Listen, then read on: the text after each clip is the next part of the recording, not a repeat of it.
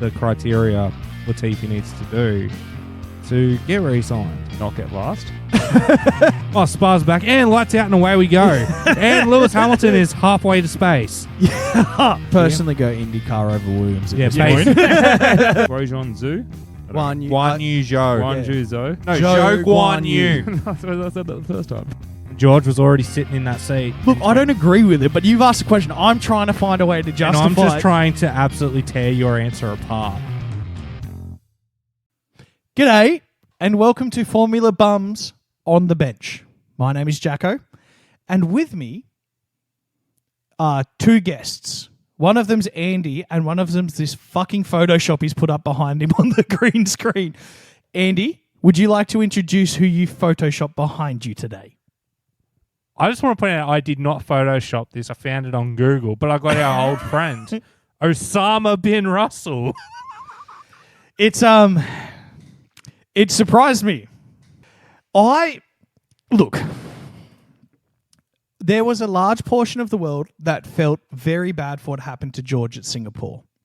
We were not one of those people. I've actually got a funny story about Singapore. So a guy I worked with was on a Discord chat with a bunch of his mates watching the race because, you know, Singapore's on at a semi-decent time in this country. You know what I mean? Semi-decent. Yeah. So when George... everyone laughed. Sorry, that just took a second to kick in. Holy fuck, man. Oh, go. So you had a mate in a Discord call?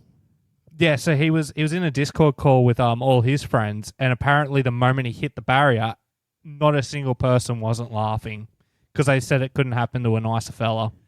Bro, I was in bed, and it was a pretty good race. Singapore Grand Prix was pretty good. The race of the season. It was the race of the season. It was fun. When that happened, I literally was in bed at like, I don't know, what time was it then? Like 12:30 when that occurred? It was about 11:30 when it happened. I was in bed and I just went, yeah! And I was like, oh shit, sorry. Yeah, no, I woke my partner up to laughing at the TV. Oh, it was just chef's kiss of perfection right there. So we're going to talk a little bit about the Singapore Grand Prix. Then we're going to take a detour and talk about football. And then we're going to take a detour and talk about the Japanese Grand Prix. But before we do all of that, it's been like 2 or 3 weeks since Andy and I've sat down and had a discussion. And I've been on a little bit of a journey the last couple of weeks. Do you want to enlighten everyone of what has been happening in your life? I have been diagnosed with ADHD.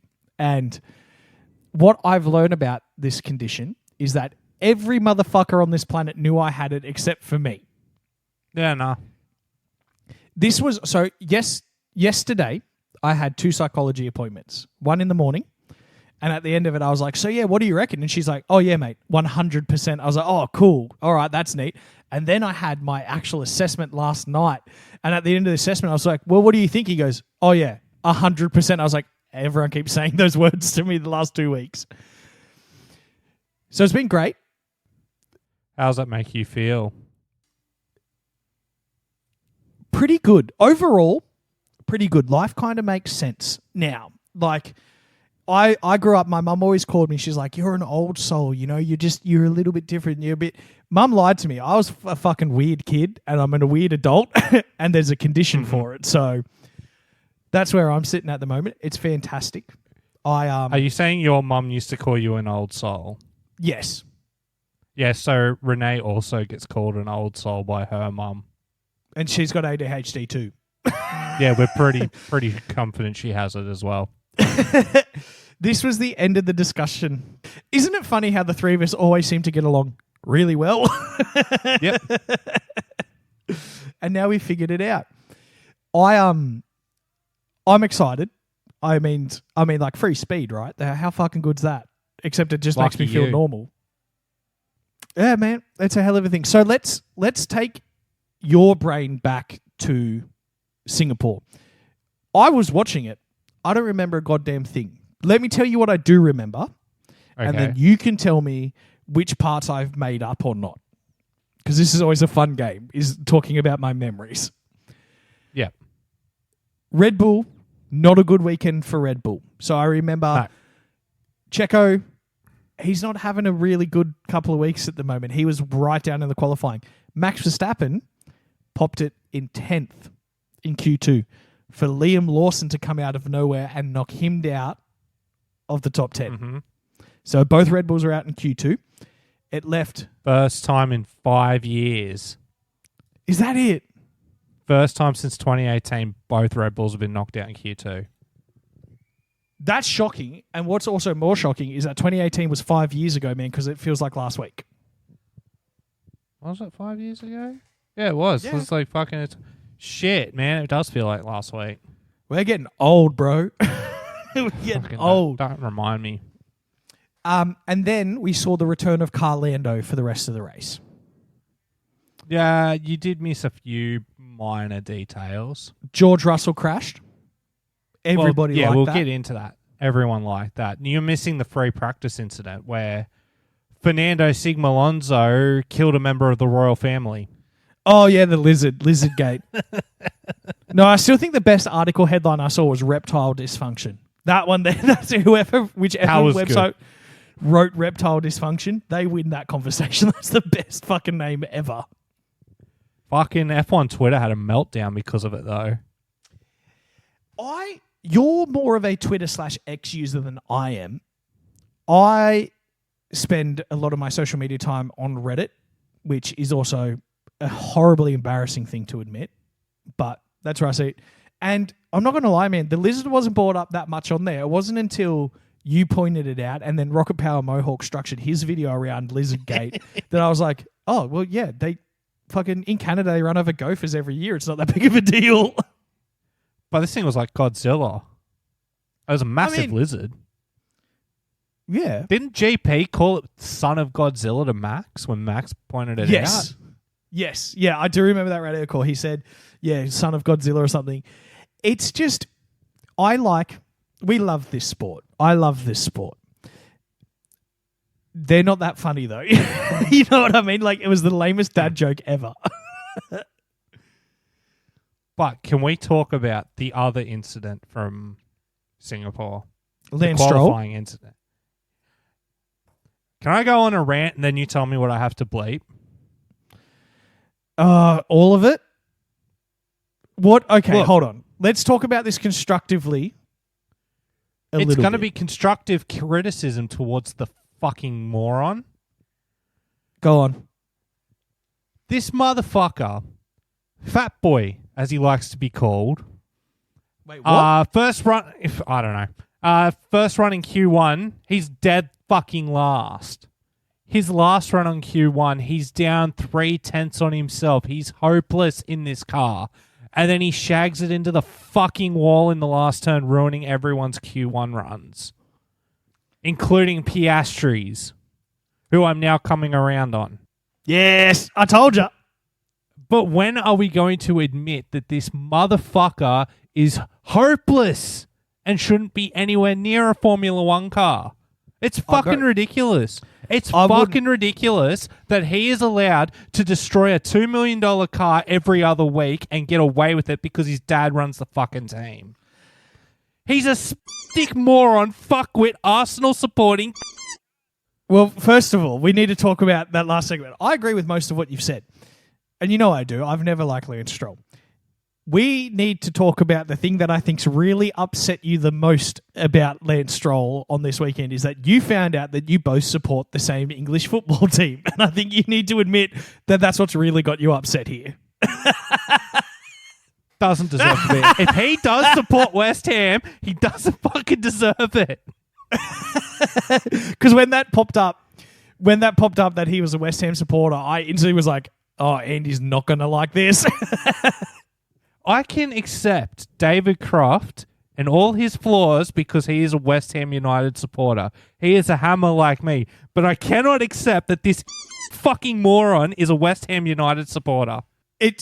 Surely it's got to be coming quickly. I actually have something to add to the Lance Stroll conversation. So this did pop up on Reddit.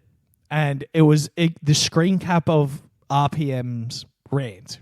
That's done numbers across the world at the moment. And, you know, this is on Formula Dank too. So the main F1 sub is very, very F1. Anti him. Well, they're not fun. We'll say that. Formula Dank is a lot of fun. There was the first few comments being like, yeah, we all agree with this. Someone was like, who is this man? I've never heard of him before. The best part was there was one comment that was already collapsed with negative like 200 points. And I was like, that's the man I want to listen to right there. That's the man you want to talk to. Yeah, that's the man who said something that has upset everybody. And he's like, guys, I get that we all like bashing Lance Stroll, but can we all admit that this year he seems really motivated and it's the first year he seems like he gives a damn, and I'm just sick of it. Because you know what? He didn't have to be motivated when it was a bad car, but now it's a good car and he seems motivated. I just don't think you guys are watching the same race that I am. And that man got lit the fuck up in the comments. Can you blame him? Because I don't think he's watching fucking sport. This noncy-chintzy motherfucker destroys his car every chance and then has to sit out the Singapore Grand Prix because he crushed his fucking vagina. That made me laugh so hard when that joke was said. That made me laugh so hard. It was a massive crash though. So let's put that to the side. First of all, that was a proper crash too. Like he broke that car in pieces. Mm-hmm. I think I messaged you this during the race where I was like, oh, it's like lap 40 and I just realized that Stroll's not racing. that was my thing where I was like, oh, I didn't even notice. That's kind of funny. It ruined everyone's. The things we need to talk about in qualifying is Liam Lawson is a freak of a driver. Yeah, I think he is too, and I think AlphaTauri have made the wrong call, but also understand why they made the call. So the news this week is AlphaTauri has announced their driver pairing for next year. It is, of course, Yuki Tsunoda and Danny Ricciardo, with Liam Lawson as the reserve driver. However, there is a clause in the Liam Lawson contract that says he has to have a main game F1 seat in 2025. Okay. I think that's a good clause to have for him, right? So we've seen I think he should be already on the grid. Yes, I think he's done enough to earn it. The only thing that makes me feel that this is kind of okay is that he's got a few races under his belt now, so now he can take what he's learned over the last month, or like 3-4 weeks, whatever it is, and apply that now to his simulator driving. So you've got a little bit of real-world experience. You can match that with the simulator. Yuki is the weaker of the two drivers when we look at career statistics, right?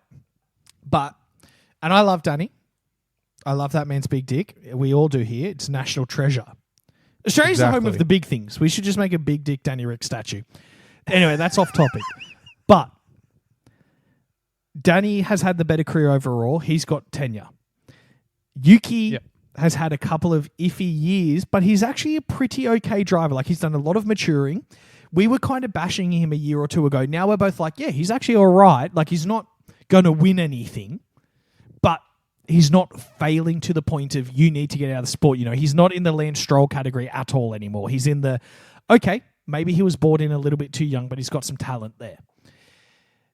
I'm okay with it. That clause is going to be really important because I don't see Yuki or Danny sticking it out for more than 1 or 2 more years in those seats. AlphaTauri is always a transitional team. When it was Toro Rosso, it was always a transitional team. With what's happening at the top with Red Bull, Checo not performing super well, his contract coming up, and the fact that he's already bought up that the calendar is too long and he wants to focus more on his family, we know there's going to be some up and down movement there. So that either means Danny or Yuki is the natural step up. Either one of those goes up, you put Liam in there. It's probably not going to be Yuki. It might be Danny, or we might even see Liam Lawson sit right in at number in 2025 straight to the top seat with the safety net of swapping the drivers. I don't see that, but what I do see is a little team that I have on my head here having a Honda engine in 2026, and who is the company propping Yuki Tsunoda up and keeping him in the sport? Honda. So it wouldn't be a stretch to say that Fernando Alonso is going to partner Yuki Tsunoda in 2025 or 2026.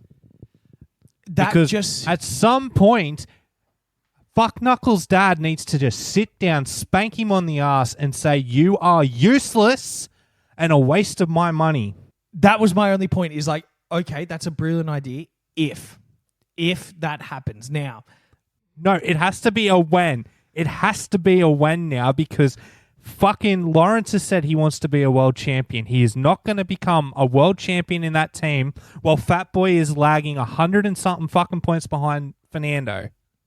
Yeah. And I agree. Barely making the team, barely making the points, and when he does make the points, Fernando's on the fucking podium. And it's a good car. It was a good car. It's still okay. Like, it's not a podium car at the moment. They've lost a little bit in the development race. Yeah, fair.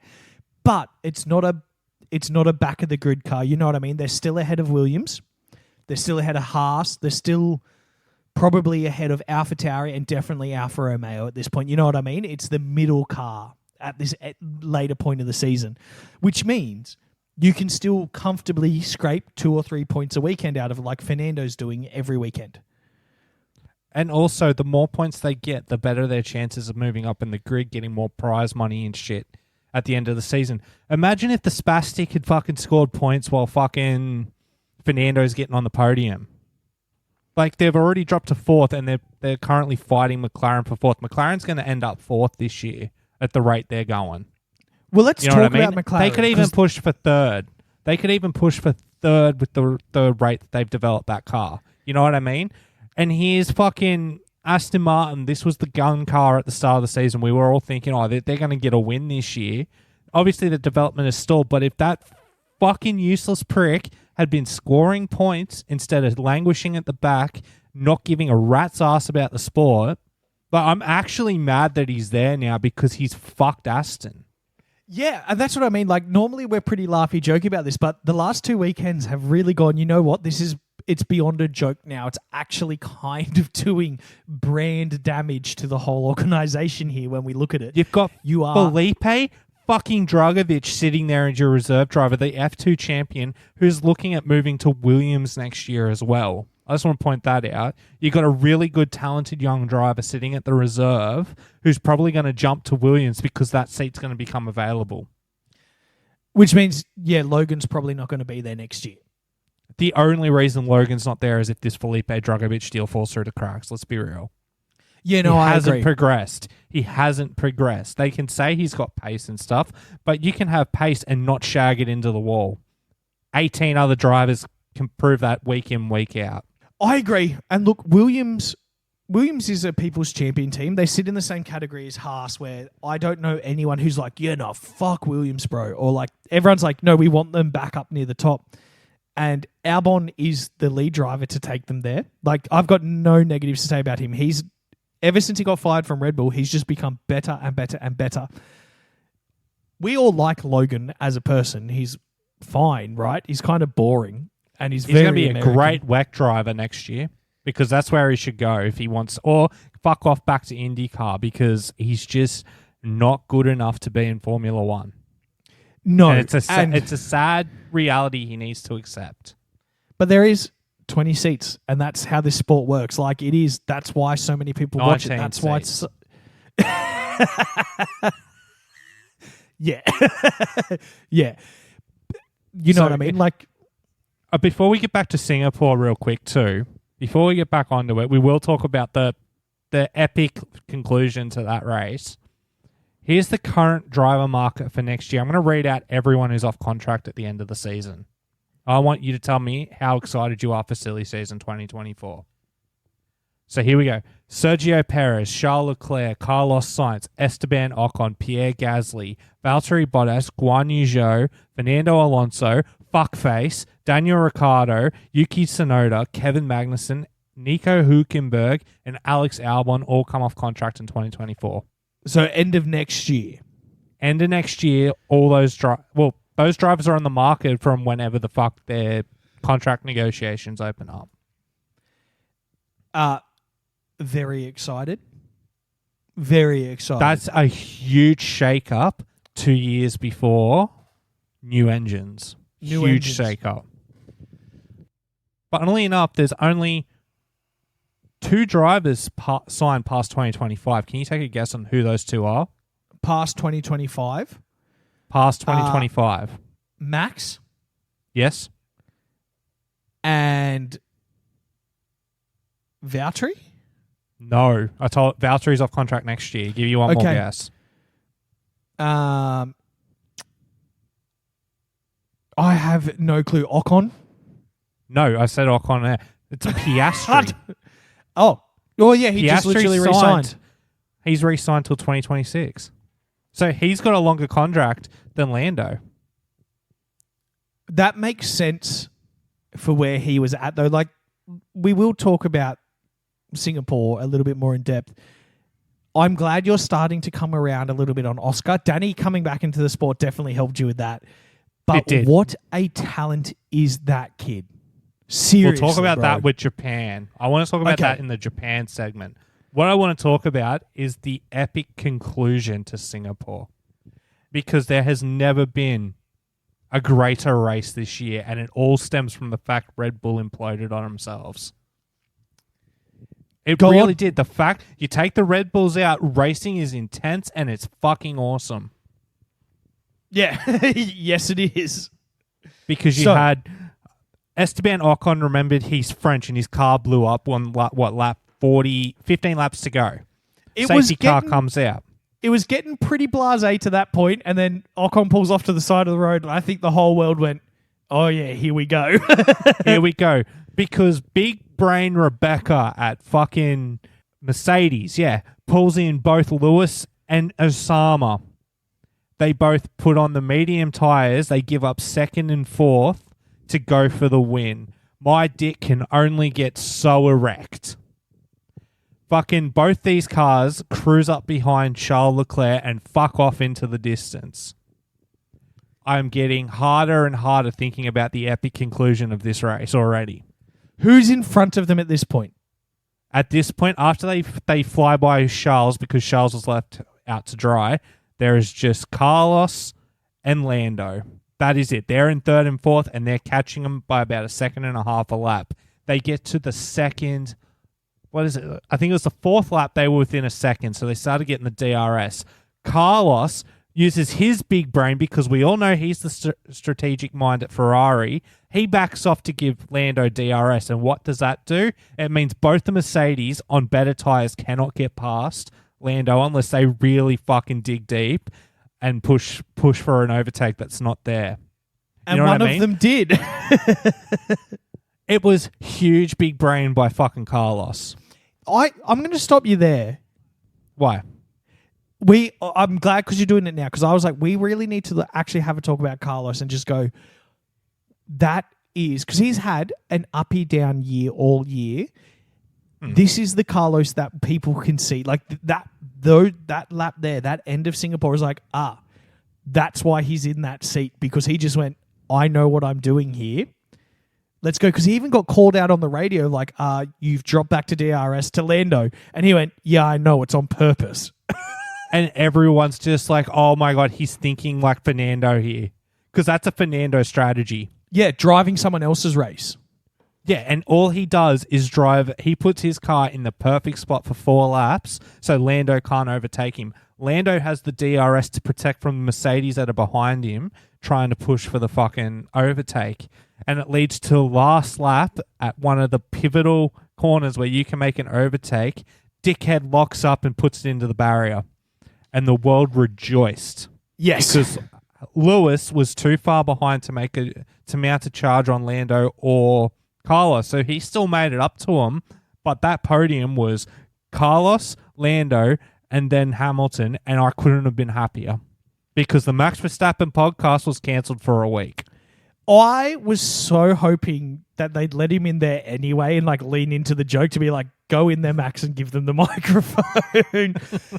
What a good podium. The hug afterwards between Carlos and Lando was really, really nice to see. Mm-hmm. And you know what the other thing we're not mentioning either is? No. Fucking... It was the Red Bull Big Brain Hannah strategy to minimize damage to Max, because Max, in a car that didn't deserve points, drove his ass to 4th. He got by Charles in the last few laps. I completely forgot that he came up and did so well. Yeah, Because everyone is so focused on the top three, they forget that sitting only 5 or 6 seconds behind them was the destroyer of the world and the man who was going to ruin this race. that Red Bull and Max Verstappen are so good. Like, that's the thing. This is Carlos and Lando's race. It's theirs. They did everything they needed to do. But even in the race where he imploded and had a shocking qualifying boat, Red Bull threw it up the arse. Sergio was nowhere near that. Sergio could barely make a move all race. Like, early on, Max jumped a few places, which is to be expected. He's good off the line and whatnot. But then every time it cut back to Checo, it's like, oh, yeah, still 17th, bro. What's going on down there? Exactly. So I don't want to... It was the race of the season purely because of this last 15 laps. But I don't want to discredit Max because Max has done something that no one expected him to do, which was finish close to the podium in a car that was so terrible that weekend. They had to revert to an old floor to figure out what the fuck was going on. Have they gotten to the bottom of exactly what happened and caused them to just be so off the pace that weekend? I just don't think that car suited to Singapore. It's suited to every other track. It just, for some reason in Singapore, it was just their one blip, and they get one per season. You know what I mean?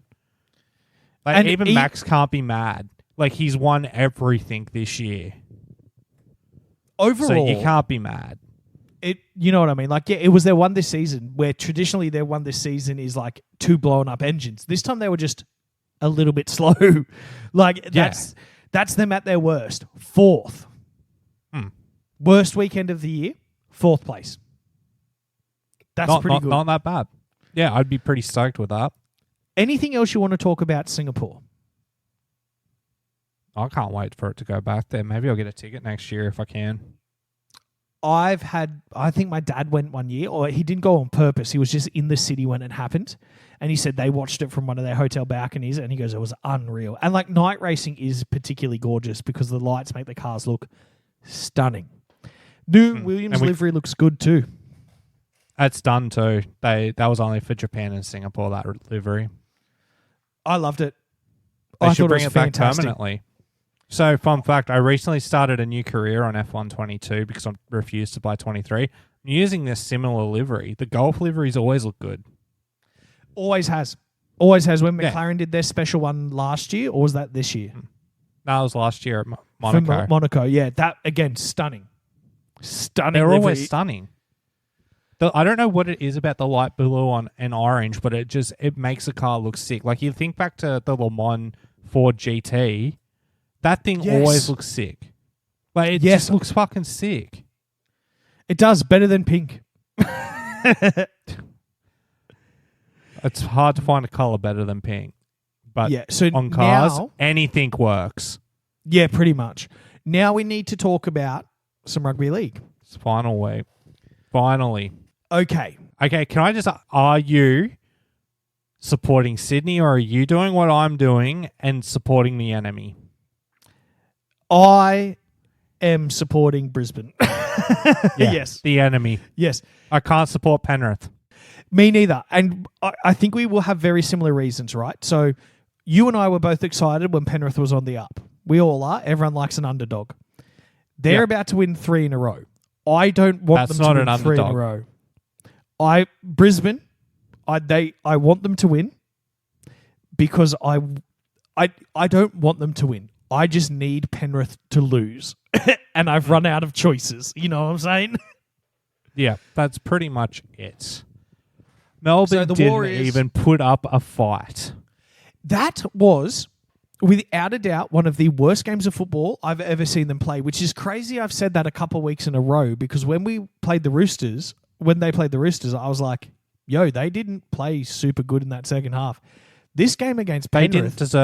They didn't deserve to win the Roosters game. I swear to you, the Chookies would have put up a better fight than the fucking Melbourne did. I think it still would have been a Penrith win, but I don't think the Chookies would have went quietly like Melbourne did. Nas ran 34 metres all night. Nas had a hell of a game, bro. I think that it's good to be fired up for a finals, but there's a limit of the fire. He got hooked from the field because he was about to get sent. And that threw a massive spanner in Melbourne's game plan because they were expecting him to be on there for pretty much the whole first half and be like a danger man in the front row, because the Penrith front rowers are some of the best in the league, but they are little compared to some of the others, and Nelson's the biggest dude on the field. Mm-hmm. He got so aggressive, started pushing people. That first 15, 20 minutes of the game was genuine hatred on the field between some of the players. Dylan Martin gets a special shout out for me because he riled every Melbourne player up so much. Dylan Martin? Who's Dylan Martin? Do you mean Liam Martin? Liam Martin, yes. I do mean Liam Martin. Him. He did such a good job of antagonising the whole Melbourne forward pack. He broke Nelson, and Nelson had to be taken off the field before he got sent off. Can I just point out before we go on, Melbourne had a simple game plan to win that match. Do you know what that would have been if they'd have done it correctly? Offload on every hit up? No, run at Jerome Luai with Nas. Yeah. Just run at him. He will get injured, and then you've just got to run. Then you swap Nas to the other side of the field, and he runs at Cleary every run. You take the easy one out first, and then you go for Cleary. It was, and Penrith looked good. I can't take anything away from their performance. They looked fantastic. Cleary is the best half in the game. I'm going to go out on a limb now and say that we don't often see an immortal. If this dude keeps doing what he's doing... Don't say that after what he said. He's already saying he thinks he's going to become an immortal.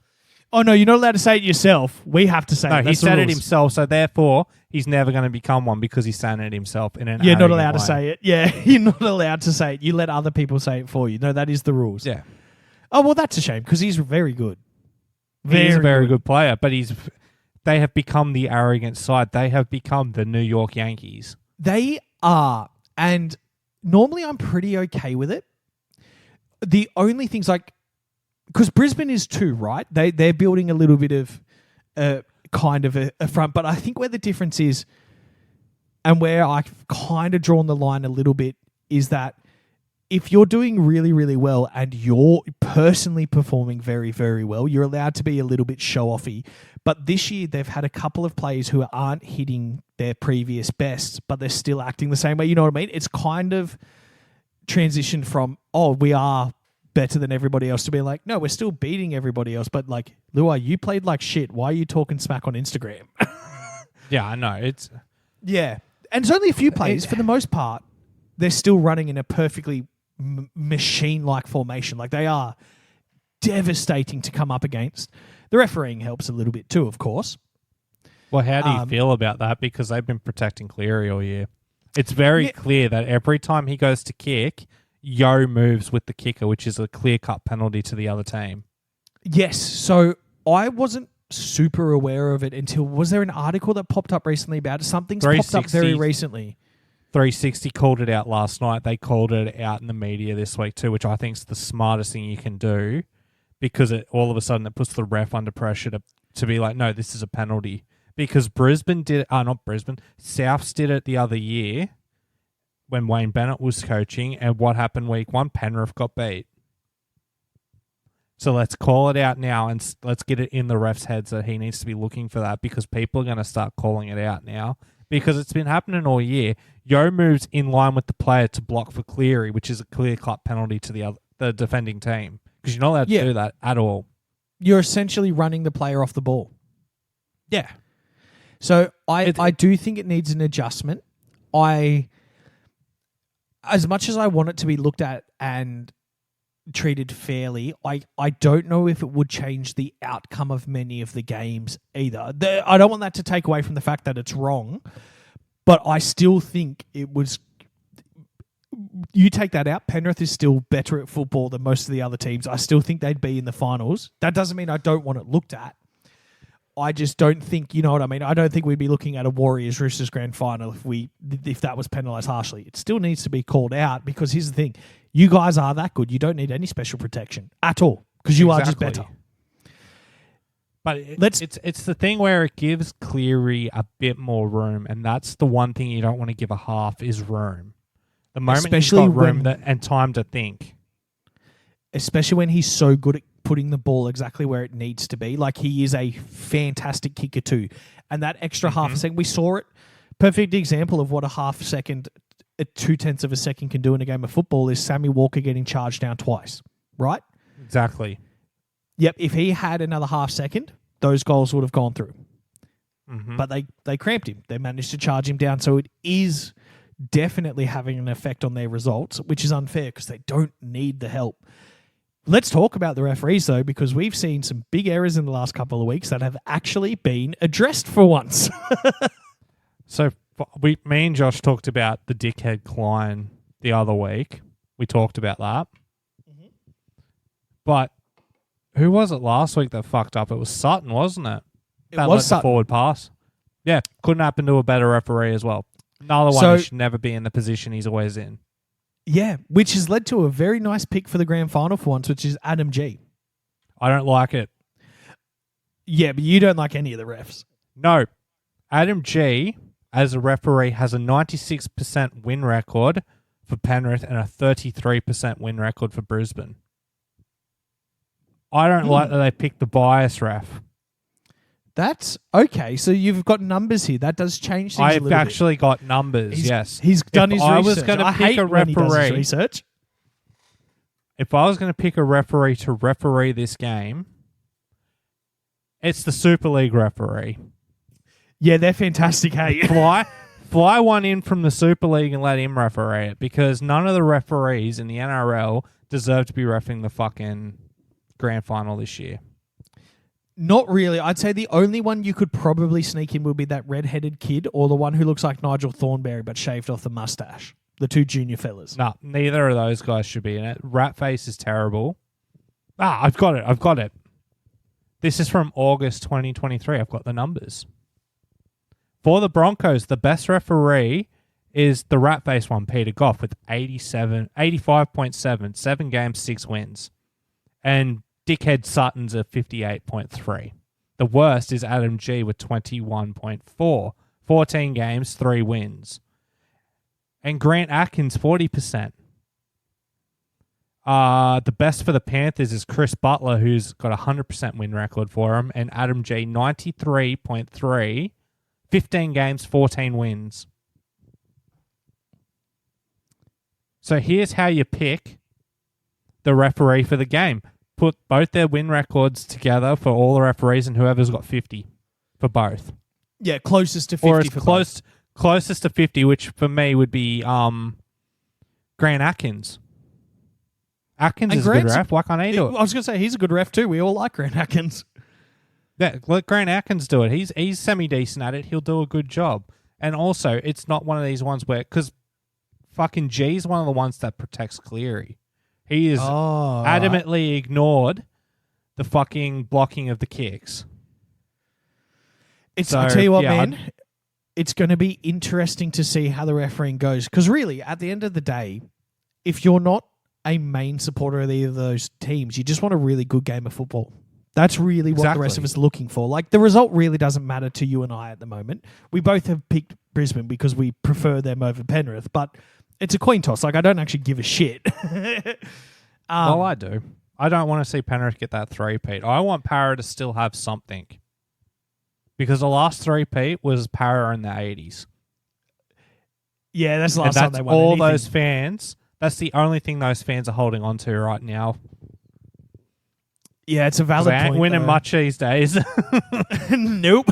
Which is a shame because they're a good team and they just can never seem to get it all together for the whole year. Like, they've got some real talent there. I tipped them to win this year, remember, right at the start of the season. I do. I know. Actually, breaking news. Paul Momorowski is set for an immediate exit at Bondi to join Leeds Rhinos at the end of the year. That's fair. He's played, one game this year? 2. I think it was 4 games in total. He was out injured for a lot of it. Yeah, look, you guys picked him up from Penrith. I wonder if it's got anything to do with the news Buzz put out. Oh, what the fuck did Buzz say? Well, according to Buzz, he has We have some sources, Brandy, Yeah, it's dementia. that put Joseph Suwali. I can't do a buzz voice. He basically Suwali's going to do a backflip and stay at the Chookies and not go to the Wallabies after the 40-6 pumping they got the other night. I haven't been keeping a massive close eye on Australian Rugby Union at the moment, but the Batuta Advocate has been, and I know it's not going too well over there. Well, the last thing I seen was we got flogged 40-6, and then the next day, articles started appearing saying Suwali to backflip on Rugby Australia because he doesn't want to join that shit show. Because why the fuck would you go to a code that is in such disarray that they're paying you $5 million for 3 years when you could stay at an NRL powerhouse like the Chookies, continue to play finals football and make more money doing that because you'll be picked in Origin sides, you'll be picked in Australian sides. You know what I mean? Like, what's the point of going and playing fucking 15-man code when they can't even do anything? You'll be losing for 6 years or 3 years, however long he's signed for. And it is a big, like, that's the thing, right, too, where money matters in this sport, obviously. It's these guys' jobs, and they're very good at it. But the other thing is, too, you can't become a professional athlete if you don't genuinely want to win against everybody else. You know, that's the thing that separates pro athletes from the rest of us, is that inbuilt desire where they know they can actually win. So it's a big thing for him to look at going, well, hold on. You know, they've sold me on this thing. You know, they told me to watch the World Cup. They thought, you know, because Australia is a good rugby union country. Traditionally, we're really, really good. We've never quite dominated the Kiwis. We've always been pretty good against South Africa. But this year, man, looks really bad. Well, ever since Eddie Jones taken over, it just doesn't look like it's improving in the slightest. And that's what sold Swally to go to Union, was Eddie Jones' takeover. And right now, they've just been pumped 40-6 by Wales. They're out of the World Cup. In the pool stages. In the group stages, which hasn't happened for us in quite a long time. And to top that off, if you're gonna go and throw your body around for $5 million to play on the England Lions tour and get thumped, wouldn't you rather play the 13-man code where you're really good and play at a really good team once you play your position of winger, because that's about all he's good at? Why would you leave that club? Especially a club that is such a powerhouse like the Chookies, that even though they had an off year this year, are still premiership favourites for next year. You know what I mean? I completely get where you're coming from in relation to this. And, you know, the bias that you have as a Chooks fan is genuine, but I'm not a Chooks fan, and I can also admit, too, that you guys, under Robbo, have been one of the best teams of the last, I don't know, maybe 8 years now, I would say. Exactly. 8 years running, you've always done pretty well. So it's going to be interesting to see. The big thing for me depends on, like, what contract trouble may occur around this. You know what I mean? If things have already been signed and the clauses that are inherent in them, I know you can get any contract removed. That's completely fine. But, you know, I think the big deciding factor here is if Suwali wants to stay and the Roosters have to pay out for it, it's going to be, you know what, he's going to be locked into a contract where it's like, you better not think of doing anything else if we're going to rescue you from this deal, right? Yeah, I know Uncle Nick's going to fuck. Well, that's the advantage of having an Uncle Nick at my team, because motherfucker's a billionaire. He'll just pay it himself. You know what I mean? Like, you just pay it out. Here's the $5 million, Rugby Australia. Please fuck off and leave us alone. Which, you know what? It's nice to be on a team that has fuck you money. I know. It's the one good thing about being it's a great feeling, unlike your team that has Shane Flanagan bringing in Mark Taylor. I don't want to talk about Mark it, bro. Taylor. I don't want to talk about it. We're not talking about the Dragons. Our season's over, man. You shut the fuck up. That's so my turn. I'm going to deal with that next year. I'm going to deal with that next year. That's next year's hurt for me. Let's talk about the Warriors, Brisbane. We got to talk about the Wars. Wars did exactly what the Wars probably were expected to do. That was my take as well, right? I was like, yep. I didn't think they were going to beat Brisbane. No, I didn't think they were going to beat Brisbane either. I think they did really well. And I tell you what, if they can keep momentum and they can keep the system working, Sean Johnson's just had the biggest redemption arc ever. He should be Daily M medalist this year. Yeah, He I'm should okay be. with that. I Either that or got Benny three Hunt. questions. I got 3 questions for you at the end of this little Wars talk. All right, so All right, I'll remember that. The other thing is too, they've got some really good young talent. Like they pinched Volkman from you guys. mm-hmm. He's going to be their next half. Clearly. If they can keep momentum going, it's going to be so good to have the Warriors. Because, look at how sick it was every time they went and played back home. Sell out every single time. It's good to see a team actually build themselves back up. It's such a positive story all around for the sport and for New Zealand staying in the league, right? Because there's been talk over the last couple of years about, well, they're really not doing too well. Are we going to expand in there? I tell you what, they're putting on the best show to get a second team in that country than anywhere else in the world at the moment. Good on them. I'm stoked. But also, that's the result that was supposed to happen. Brisbane is better. I'd also, on the note of that team out of New Zealand, I'd base the Pacific Islands team out of there. They play home games in the Pacific Islands, but they base them in in Wellington or something. It's a good idea. Yeah, because it allows them to keep... It gives them the best of both worlds. Both they're playing in Papua New Guinea and stuff. And obviously, they take 2 or 3 games to Papua New Guinea. They take some to Fiji. Yeah. It is a lot of travel. I understand that. But that's why you have the main base in Wellington or something. You know what I mean? And it's just better facilities, right? That's the thing. It is... New Zealand is a very strong economic country. They do have better access to training grounds, more physios on hand. It is just, when it comes to sport infrastructure, it is more developed than a lot of the other island nations who are just smaller when it comes to their economic power. So it makes a lot of good decisions. One, there's a lot more sponsors that you can gain from there. And the fact that, too, if you're making sure that they're playing a portion of games in the smaller island nation, you're right. It's the best of both worlds, and I think that's a perfect idea. It's at least a good foothold to get the team up and running and off the ground. I know everyone would be like, oh, it's a Pacific Nations team. Why is it playing out in New Zealand? Well, New Zealand's a Pacific island, isn't it? Yeah. You ever met the Maoris? Exactly. That's what they're all about. Basing them out of Wellington also means that it distinguishes them from the New Zealand Warriors, who are based out of Auckland. Wellington has Sky Stadium, the home of the Wellington Phoenix. That's a decent facility that they can use. You know what I mean? Yeah. So it makes a lot of sense. It makes so much sense that that's the next team. Or you combine the Tigers and you combine the Sharks and you fuck them off to Perth and call them the Perth Tiger Sharks. Okay, you have 3 questions for me. I do. To wrap up the rugby league chitter-chatter before we move into the Japanese Grand Prix, who do you think wins the Daily M medal tonight? I think it's tonight as time of recording. I think it's tonight. Who wins the Clive Churchill medal on Sunday, and who wins the Grand Final on Sunday? I know you're hoping for Brisbane. Let's think logically, and by how much? Okay, so this will reveal how good my memory is. Clive Churchill medalist is for what? Man of the match of the Grand Final.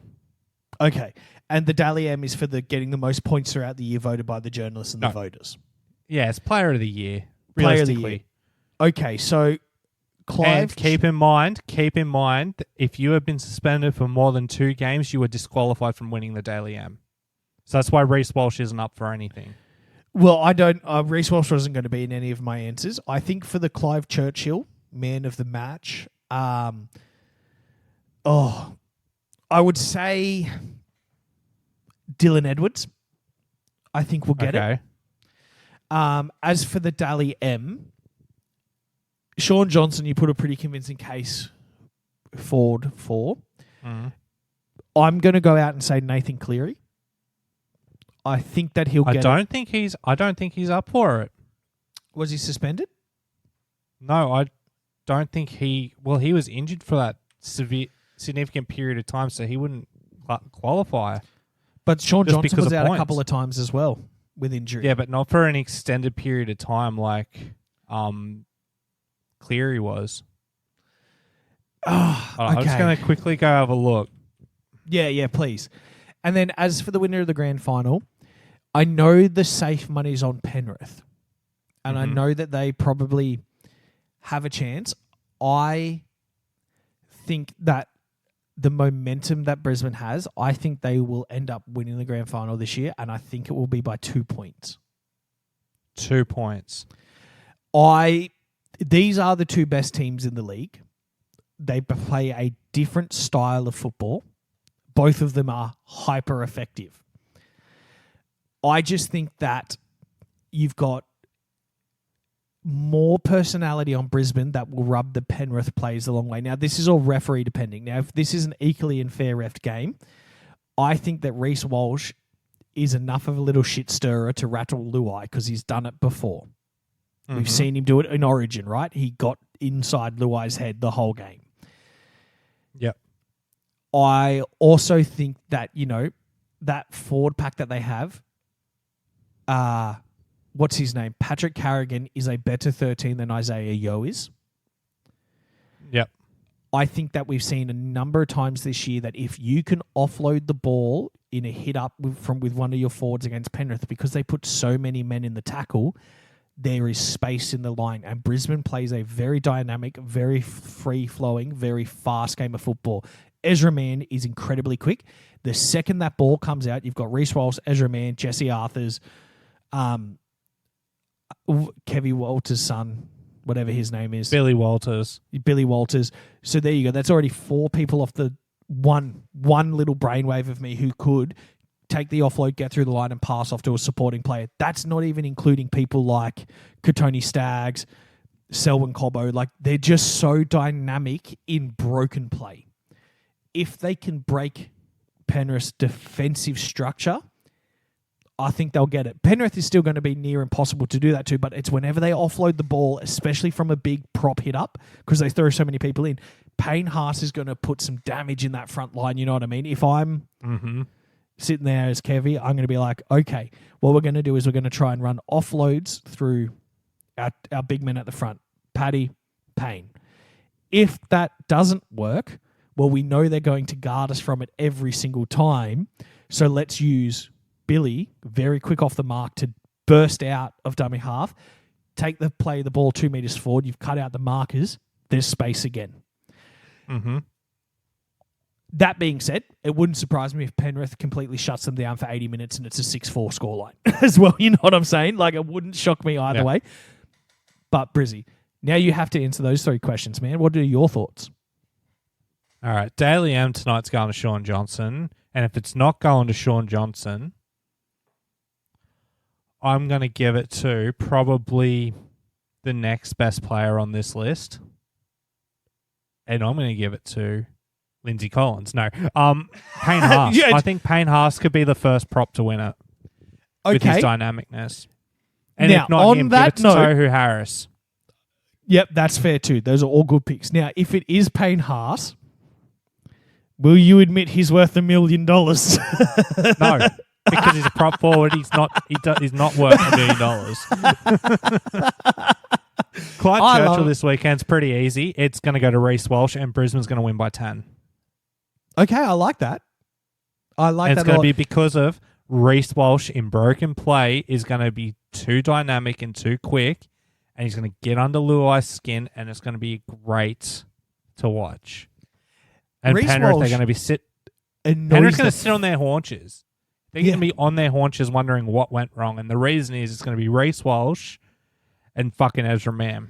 And you know what we can't discount too, and one of the most important plays of Brisbane that we haven't even mentioned on this episode is just how good of a halfback Adam Reynolds is. Like, imagine being the Bunnies. First of all, that sucks in any situation. But imagine being the Bunnies now going, you're not going to finish your career here, even though you love the club. And you are, without a doubt, one of the best players that has ever worn the fucking Christmas colours. Like, the man's a freak. And they put all their eggs in Lachlan Ilias, who is no Adam Reynolds. He's not an Adam Reynolds. I'm a little bit gentler when it comes to Lachlan Ilias because I'm like, well, he's still a baby. And, you know, if you're playing with your experienced half as a dude who sees red mists every 15 minutes and shits the bed. Yeah, I tell you what, though, Lachlan Ilias is one of the most Yes, then they're full, but they're fat back. Sorry. You're not wrong though. Yeah, I know. Fuck is fucking 16 kilos heavy to be a fucking fullback. Oh, and that's the thing. If he just dropped a bit, he'd be devastating because he's a monster. He'd I be know. like Greg Inglis, like a devastating fullback because Greg Inglis was massive but fit. Latrell's just massive. Yeah. Yeah. I think Adam Reynolds is definitely a key player here. And the same as Cleary is right too. I think Reynolds sets everything up, but it's going to be that Reece Walsh injection that causes Reece to get the player of the match. I just think he's too vital to the way the broken play is. And that's how you beat Penrith is with broken play, second it's base the only play, way. getting the offload off. It's the only way to do it. And that's why I think Walsh will get the Clive Churchill over Adam Reynolds. I'm not discounting Adam Reynolds. I just think this isn't going to be Reynolds' game. He's going to be there to set up for this little wonder kid to show his stuff. Oh, and that's the thing. Like, when Penrith is playing at full pace and playing really, really well, it's kind of a boring game of football because they just shut everything down. When Brizzy's playing at full pace, it's super exciting because it's like it's every set 75 meters. And the thing is, their defense ain't always perfect, so the opposition's normally getting 70 meters back as well. It's very fun footy to watch, and that's also why I'm supporting them too, because I'm like, that's the style of NRL I want to see most teams play. Yeah. Really, really fast, really, really athletic, incredibly talented, but just dynamic, shifting the ball around, actually having fun. Like, you watch Brisbane, they look like they're having fun. You watch Penrith, they look like they're a well-oiled machine that lets them have fun after they win, a little bit. We got to leave it there, though, because we've got a whole nother race to talk about. Yes. Well, I mean, let's be real. It was just Red Bull back to doing what Red Bull does in Japan. It was. Max, we knew that they were going to come back after Singapore and it was going to be a no contest. And it was a no contest. It was a grand slam for Max, wasn't it? First in every session, fastest lap and podium. Yeah, probably. I can't remember if he was fastest in every session, but He was in FP1, 2, and 3. then fair enough, because he got cold, didn't he? Yeah, he was. He was just, doing Max things. But what I do want to talk about, then the main thing to talk about is just McLaren and like what a 180 they've done on their year. Well, considering at the start of the year they were nowhere, that car was behind Williams in speed, you know what I mean? And the only reason they were behind Williams is because Williams forgot that downforce exists, so their car's really quick in a straight line. But that car was fucking atrocious at the start of the year, and we were just like, oh man, Oscar's in for a rough one. And I couldn't have been happier because I was still mad about Danny. But now, kids turn me. He's good, man. He's good. He's funny too. Well, did you hear the post-race cool-down room? I don't remember it. I definitely watched it. I can't tell you anything that happened. So, obviously, Max, Lando, and Oscar are on the podium. Oscar's sitting there like Butters in South Park. He's just happy to be there. And fucking Lando turns to fucking Max and says, man, it's really great to be here on the Max Verstappen podcast. Oh, and Max is like, I don't even like podcasts because Max is clearly on the spectrum somewhere and just doesn't get it. Well, yeah, like didn't you see when they all walked into the race this weekend, everyone was asked, do they think about the Roman Empire? Everyone was like, yeah, maybe. Max was like, no, I haven't had to think about that since school. Why would I think about that? Since that meme has popped up, I have had 4 separate people message me and go, hey, man, do you think about the Roman Empire? And do you know what the most embarrassing thing about my answer is, Andy? Guess what I said to every single... Huh? It's yes like mine. Mine was yes every day. Every day. See, my partner, when that meme first come around, she looks at me and goes, do you think about it? I'm like, yeah, I play Rome Total War like at least. That's what I said. So yes, I do think about it. That's what I said. I was like, well, I play Rome Total War and I listen to podcasts. It's nice, man. There's nothing. Men are allowed to have interests, okay? I know. We And don't so need what to if think it's about just beer, chicks, and Rome? That's fine. That's healthy, isn't it? it's healthy. It's not skincare and fucking all this like moisturizer or shit that the girls do. Like, we think about cold, hard facts. Rome, cars, video games, boob Lego. sizes, And boob Legos. Legos. I say looking at my 3 Lego sculptures. yeah. I was in Kmart the other night looking at an X-wing helmet. I think about Star Wars every day too. But See, I got a Mandalorian, a Luke Skywalker, and a Darth Vader Lego set. yeah, no one's ever you seen your house in your room, but Andy has like the best nerd house you've ever seen. He's got so much cool just shit. one in there. room. Just one room, and it's my office. Yeah, but it's sick. It's the only place I'm allowed to have my nerd shit. It's not allowed. And I was going to say, it's the only bit that Renee lets me sit in anyway. So as far as I'm concerned, that is the whole house because I make a mess Exactly. everywhere else. What else happened in Japan? There's a couple of things I want to talk about. One, Yuki presenting the overalls to the Prime Minister and watching how genuinely stoked that interaction was. That was lovely. Was it the Prime Minister? Yeah, it was a Prime Minister or something. President, maybe. It was a Was politician. it the Emperor? No, Or it was wasn't it the not Emperor. the Emperor. No, Then it was a would've been the Prime politician. Minister. Yep. Which I thought was really, really cool. Japan's such a fantastic track, man. It goes to show what happens when you engineer a racetrack for good racing. I know, right? Alpine had a fucking moment. Go on. So have you not seen what happened at the end of the race I mean, I with the have. Alpines? So the Alpines were running 9th and 10th, right? And Ocon for about 3 or 4 laps was demanding that they swap the positions, even though it had no effect on the race outcome. Like, they were still ending up with 3 points. Ocon was just wanting to get past Pierre. You know what I mean? And Pierre is adamant on the race. He's like, I don't understand why you're asking me to do this. Like, this is just fucking stupid. And they just keep bringing it up. I was like, no, this is the instruction. You need to do it. Just before the line, Pierre slows up, lets him pass, and starts flipping him off and fucking shaking just like losing his shit in the car because he didn't understand why he had to swap the position. And to my credit, I can't figure out why Alpine had to let that guy past. Why did Ocon get to go past? Ocon fucked his race at the start of the race when he had the contact. Well, speaking of contact, there was quite a bit of contact in this race. There was. Checo. Checo hit about 7 people. Man, Checo just had unluck. Logan hit a few people too. Yeah, but that's normal, bro. Like that's to be expected. Well, Logan hit, what was it? Valtteri turned him around. He hit Checo when he locked up and Checo tried to dive bomb him. Yep. What else happened? There was the big incident at the start where Valtteri just got fucking squeezed by Ocon.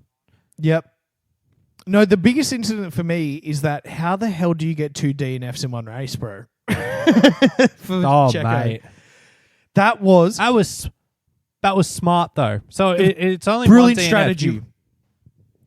You realize that so when he initially retired, fucking they bring him in the pits and then they think about that whole fucking 5-second penalty thing. So when he actually re-entered the race, that actually constituted the end of his pit stop, which was 41 minutes. Is that the longest pit stop in F1 history? Well, I'm thinking to myself, is like, doesn't that constitute the 5-second penalty? Yeah, I feel like it should. But no, he had to go out, do a lap, come in, serve the penalty, go back out, drive around the track one more time, then retire the car. The best thing about that whole incident was when Max came in for his pit stop and then the cameraman spun around and filmed Checo just sitting in his broken car. That was the best bit of that. So that's what happened to the office cameraman. Yes. Because that was such an office thing to do where they just spun around looking for Jim, except this time it just spun around looking at Checo. And he did it on purpose too, because as soon as he found him, he zoomed right in on his eyes. Of course. Perfect shit stirring from the camera. It beat the dude who did the flip with the camera that one time. That sucked, but that was good. Other things that I do remember from Japan, was I was like, okay, you know what? If Lando can kind of stick his nose in a little bit, and he did okay. You know, Oscar got squeezed a little bit at the start too. They kind of got in a little bit of each other's way right at the beginning.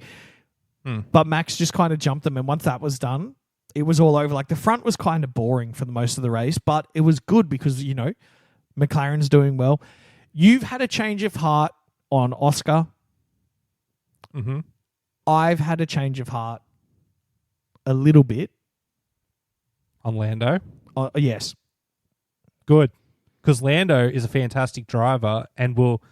If McLaren continue the way they're going, I have no doubt to believe McLaren's next world champion will be Lando Norris. I think Lando can do it. He has that killer instinct we always talk about. We know he does because when he doesn't get his way, it eats him up just as much as it eats anyone else up. This is going to hurt so much for me to say this, but yeah, you're right. You're absolutely right. They're one of the few teams that are sitting on two drivers that you could go, I see world championships in both of their futures, right? It's one of those things where McLaren need to continue with their improvement, which they will with the wind tunnel coming on operation and stuff. But man, that team's going to look scary in a year or two. Maybe even next year. They might nail it out of the box next year. You know what I mean? I hope they do. That's the big thing there, right? Because McLaren... all the stars need to align for them to come out and win a championship. You know, Red Bull and Mercedes are still the two most dominant manufacturers in the sport. Mm-hmm. Every championship is those two for pretty much for nearly as long as we've watched the sport, right? Since 2010. Yep. Since 2010. Actually, no. Since 2009 because Mercedes was born that year. Yep. You know what I mean? So since 2009, it's been one of two teams that have won. It's been Red Bull at Milton Keynes or it's been fucking Mercedes at Brackley or the team at Brackley. Yep. That's what I mean. So for McLaren to come out, I don't know if they'll be able to out-develop those two powerhouses. So they need to come out strong and essentially becoming second and third every weekend and getting a couple of wins here and there. You know what I mean? I can definitely They need see the wins. They do need the wins. I can easily see them becoming a World Constructors Championship in the next 2 years. Okay. World Drivers, it's gonna need to be kind of a bit of a fluky year, which we have seen in the past. It's going to have to involve enough luck. But yeah, Lando can do this. I also think Oscar can do it too, because in every metric, he's within that 2/10. Always. Agreed. Now, can we talk about the other big thing from Japan? Because there's a team that you just mentioned that has Godzilla? a huge problem. Right? No. Oh, Mothman. Don't look at me like that. There's another team that is got some driver issues at the moment, and it's a big team. Mercedes has an issue with Mercedes with George have an issue because he isn't good enough to have the attitude he has. Not at all. Not at all. Because did you hear him at the end of the race when they were adamant that he needed to let Lewis by, and he kept arguing and even brought up trying to use Carlos's own trick against Carlos because they were trying to protect Lewis from Carlos. So George was like, no, you can just do what they did last week. No, you can't, George. It's a completely different track. There's more opportunities to overtake, and that Ferrari is going to get past both ears, or he was going to get past one ears. The best choice you had was to let Lewis by, as much as you sucked about it on the radio, and you suck about everything else. It's going to be an interesting next year for that team because you've got Lewis, who will forever be one of the greatest drivers that have ever graced the sport. You know, he got a knighthood for being that fucking good. Yep. You've also got George, who is talented, but doesn't seem to be capitalizing on every opportunity. And when there is those orders, and Mercedes is a team orders team. They've never hidden the fact that they're like, no, what we say goes. That's how they've always been. Most of the time it benefits Lewis. But there's been times in the past where Lewis has been put on the back burner because it was more beneficial for George to get the result that he needed. They are very, very efficient with their decisions. Like, the reason we struggle with Mercedes so much is because they're just that fucking good at what they do. It's been great having George there because he's throwing a spanner in the works. But people like that don't last long at the sport. And there is a reason Lewis was adamant he wanted to keep Valtteri. Yeah. Got to remember that at all times. When George got the contract, Lewis did not approve of it. Lewis wanted Valtteri to stay because Valtteri was a great number 2. Oh, yeah. Valtteri always did what he's told, and when Lewis would always get him back. Yeah, you know what I mean? I Like, agree, if there man. was ever an opportunity that Lewis could be like, no, you sacrificed for me so much here, you can take this. I don't need it right now because I've already sewn up the championship. Lewis could do it. You know what I mean? I have no doubt in that mind. So it begs to question, what does Toto do if Lewis gets fed up with George? Traditionally, and I think I've said this a couple of weeks ago, I was like, Lewis is getting old, but I'd actually like to kind of rechange that opinion a little bit because even though Lewis is getting a little bit old, we've seen how successful you can be in your mid-40s in this sport. Not Lewis, fucking Fernando.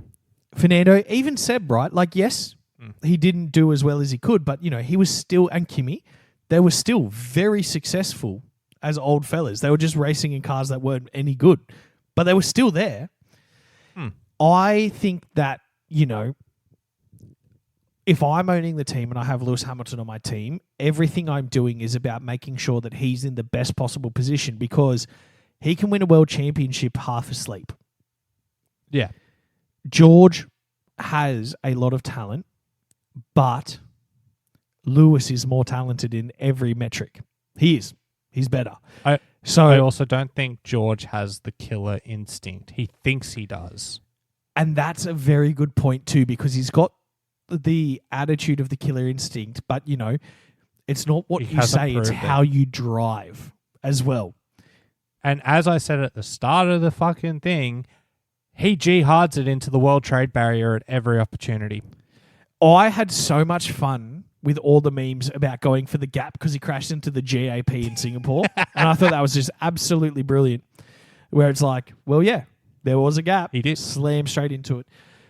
If I'm Toto, I don't think it's panic stations yet. I think that you can probably bring in a sports psychologist and have a couple of hard chats with him and go, you know what, man? We've still got your back, but there are certain parts of your driving that aren't acceptable. We saw Mattia do it with Charles. Yeah, the waving of the finger, which was like, you are a part of this team. Yes, we made mistakes, but you're a professional and we have fucking work to do here. So I think a combination of having a couple of hard chats with George and then also bringing in a professional like they did with Yuki. And, you know, after Yuki started working with a sports psychologist, he improved in consistency and in attitude in every way. Mm-hmm. I think that's, you know, that's what I'd be doing if I'm at Mercedes because, you know, George is still better than a good chunk of the field. Like, as much as we don't like him, he's still a pretty damn fucking good driver. There's a reason why Toto wants him. And Toto's really good about picking drivers, like really good. So I think you do everything to keep Lewis on board, but then you also take George's attitude as a pretty serious thing that can be handled positively. You do that, you've not only set yourselves up if you can get your development right for another world championship or two with Lewis, but then another couple with George eventually as well. If he's receptible to that, though, we don't know. That's kind of my take on it at the moment. I still think Lewis is better. Yeah. But with that, I got two more things and then we can wrap up. Okay, what do we got? First one, did you see what Seb did on the weekend? I did. So did you see Buzzing Corner? Pardon? The Buzzing Corner? Buzzing Corner. Yeah, Buzzing Corner. Yeah, with all the bee houses. I fucking like that.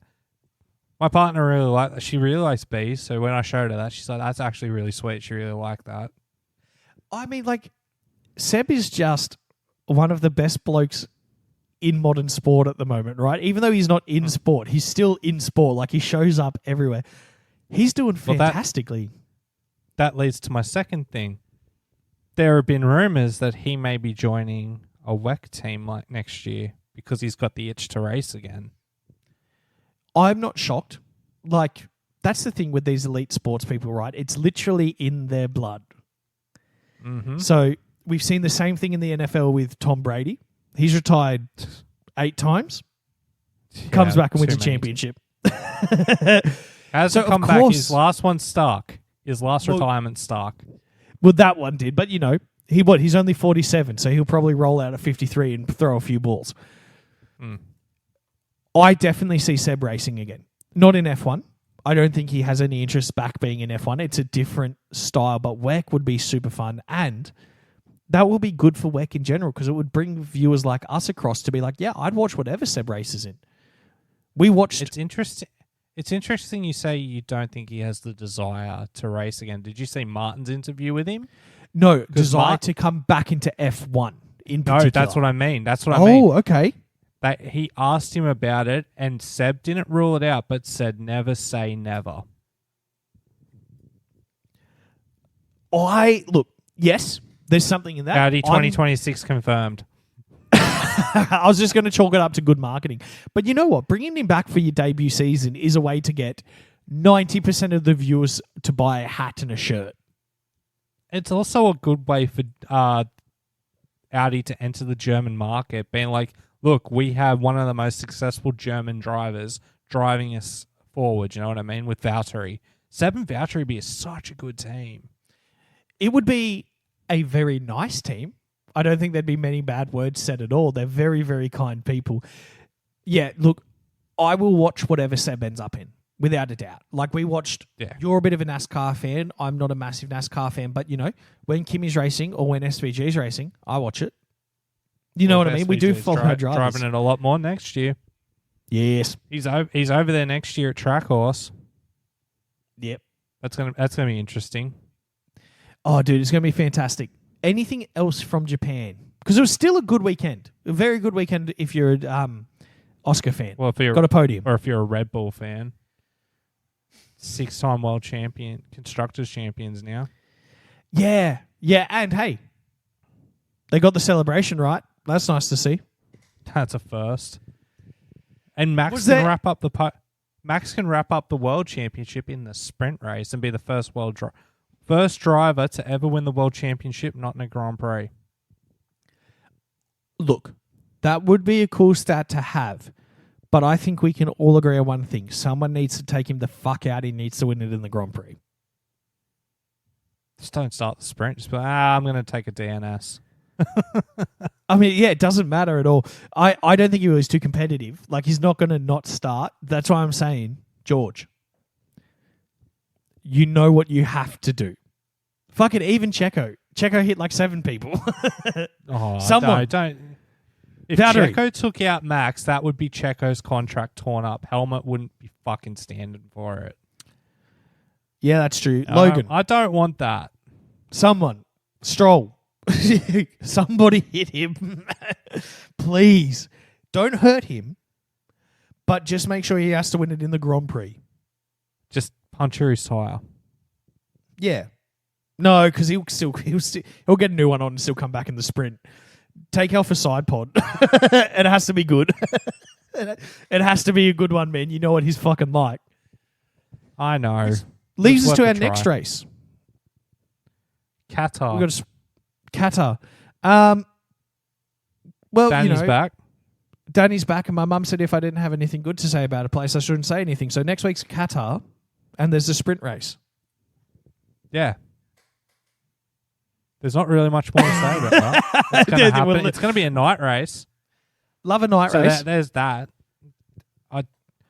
What time do you reckon it's going to start in this country? Because let's be real, nothing's ever kind to us.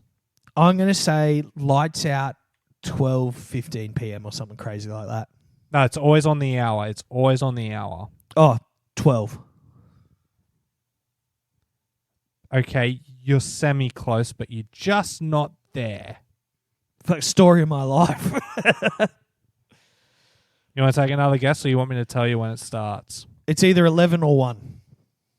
4 a.m., Monday, the 9th of October. Oh, well, okay. First of all, Andy, that was not even close.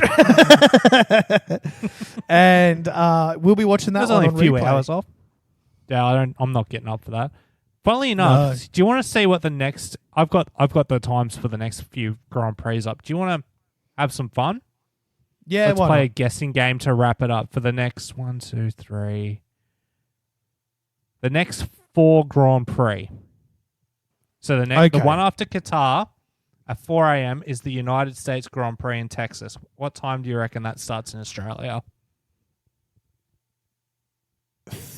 2 a.m.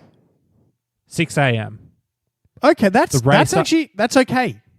I can do The that. next one is the Mexican Grand Prix. What time? 5 a.m. 7 a.m. Okay, that's even better. I'm not Then good at we've got time zones, apparently. No, you're not. The Brazilian Grand Prix is after that.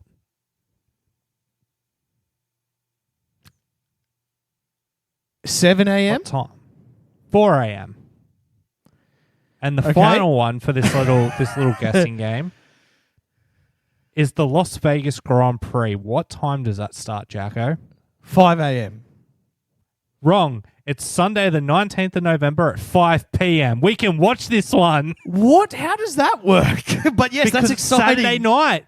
It's Saturday night in America when they're running it. It's a night race. Obviously, duh. I thought it was a morning race. We can watch that one. We're going to have to watch that one. We're going to have to watch that. Danny's going to get his wish and race in Vegas. We got to watch it. And Oh, shit. 19th of November. Fuck. Now I need to check something. if you're at work or not. Yep. No, I hope Vegas is good, man. It looks like it could be quick, but so did Miami. Miami. Miami. I'm good. I'm good. I can take it off. We've only got... Yeah, I'm stoked. I can watch that one. I can watch that one. Nice. Yeah, because you had to message us in the lead up to this one. You're like, guys, I'm at work. Please don't say anything. I muted the chat immediately after that just to be It was a safe. good idea. That was a good idea. Look, we should wrap this bad boy up. Yeah, no, we've been going for nearly an hour and a half now. I need to go make dinner for myself.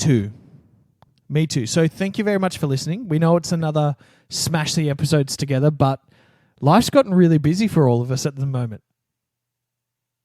Next week we'll be back and we'll be putting the grand final to the test in depth for bums on the bench. Josh and I discussed it last week when Jack wasn't around. And then we'll be going into sort of a time off a bench for a few months. It's going to be nice to have a little break, and then Formula 1 and Formula Bums will continue to the end of the year like normal. Yes. So, but maybe we'll come... Oh, I don't know. We'll discuss returning at a later date for bench. Oh, yeah. Because that absolutely. will come back. That will come back during the summer. We're just not 100% sure when. Because I really want to talk basketball. Jack really wants to talk hockey. Yeah. Josh loves his cricket, so we all know he has to talk during summer. No, we will definitely have content to do, but thank you very much for listening. If you haven't, you can find us on social media at Formula Bums or Bums Formula for X/Twitter, and then at Bums on the Bench everywhere. Because they should have let me sign shit up for Formula Bums. Anyway, we will talk to you guys next week. Thank you very much. See ya.